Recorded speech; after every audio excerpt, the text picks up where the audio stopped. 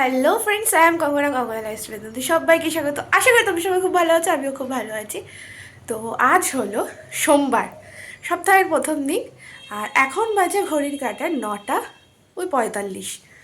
আর আমি উঠেছি প্রায় 9টা নাগাদ, কিন্তু উঠে ঠান্ডার মধ্যে একটু বসেছিলাম এদিক ওদিক করতে করতে, এতটা দেরি হয়ে গেছে। হাতে এখনও গামছা রয়েছে, সবে মুখটা মুছলাম। এদিকে মা হাফ বিছানা তুলে রেখে গেছে, কিছুটা বাকি, মানে আমার কম্বলটা মশারিটা তুলতে বাকি। তো সেটাই আর কি আমি এখন গোছাবো আর চা খাবো। আর ঠান্ডা ঠান্ডা পড়েছে, বেশ ভালোই লাগছে। তো এই যে এখানে রয়েছে আমার কম্বল, এটা গোছাতে হবে, মশারিটা গোছাতে হবে, ব্যাস। এছাড়া মোটামুটি বিছানায় যে দেখতেই পাচ্ছ গোছানো রয়েছে। এখানে রয়েছে চা করা, যেটা আমি এখন গরম করে খাবো। এখানে মটরটাও সিটি মারা আছে, দেখা যাক কী করি। তো এই তো এখন এটাই করব। তো খুব শিগগিরই, মানে তাড়াতাড়ি আর কি, 9টা 9:30টার সময় ঘুম থেকে ওঠা একদমই বন্ধ হয়ে যাবে। কারণ সামনের বছর, মানে সামনের মাস থেকে নতুন টাইমে নতুনভাবে আমি নিজের পথ, মানে পথটা চলবো নিজে সেইভাবে। প্রথম দিন থেকেই সেইভাবে ঠিকঠাক করব যে এইভাবে সারাটা বছর কাটাবো। তো এখন বলবো না, আসুক আগে, তারপরে বলবো কি হবে না হবে। এই যে এখানে সব কিছু গোছানো হয়ে গেছে আমার, এদিকে ঝাড় দেওয়া হয়ে গেছে, এদিকে চা গরম করেও নিয়ে চলে এসেছি। সকাল সকাল মাথাটা এতটাই গরম হয়ে গেছে, মা এখানে মটর করে রেখে দিয়ে গেছে, কিন্তু একদম ঘেটে দেওয়া, একদম মানে কি বলবো, যাচ্ছে তাই অবস্থা।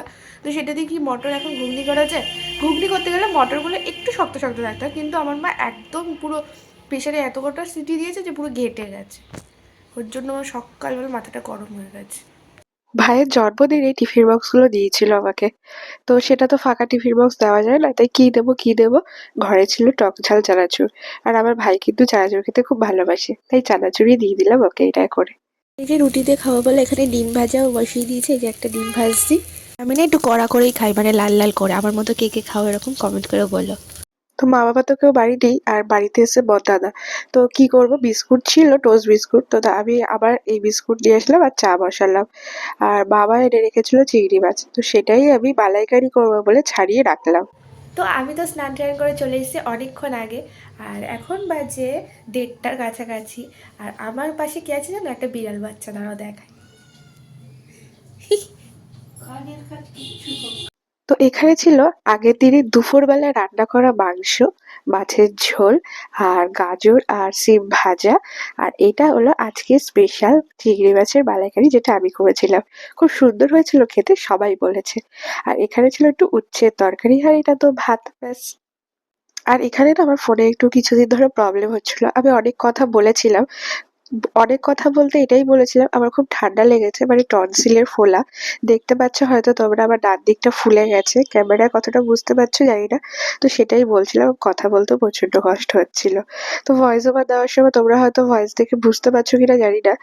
তো এইগুলোই বলছিলাম। আর সন্ধ্যাবেলা একটু মোমো আর স্যুপ খেয়ে নিলাম, একটুখানি গরম গরমই ছিল। তো সেটাই খেয়ে নিলাম, পড়তেও গেছিলাম, তো আর ভিডিও করা হয়নি। বাড়িতে এসে দেখলাম মা এখানে সিম আর গাজর কেটেছিল, এটা মনে হয় ভাজা করবে, আর এখানে ফুলকপি আলুর তরকারি করবে। আর এই যে রাত্রির বেলা ঘুগনি করেছিল, ডিম ছাড়া নিরামিষ ঘুগনি। এবার একটুখানি পেঁয়াজ কুচিয়েছিলাম খাওয়ার জন্য ঘুগনি দিয়ে। ত্বক আর ঝুড়ি ভাজা হলে পুরো দোকানের মতো। তো এখন বাজে প্রায় 11টা 15, 11টা 15ই বাজে। তো আজকের ভিডিওটা এইটুখানি। আজকের ভিডিওটা ভালো লাগলে লাইক কমেন্ট শেয়ার সাবস্ক্রাইব করতে ভুলো না। গলাটা প্রচণ্ড ব্যথা, জানি না কতটা কি ভয়েস তোমরা শুনতে পাচ্ছ। হয়তো যদি না শুনতে পারো, পরে আমাকে আবার ভয়েস ওভার দিতে হবে। তো এই যে এদিকে বিছানা প্রায় হয়ে গেছে, মশারি টাঙাতে হবে। তো good night, love you all.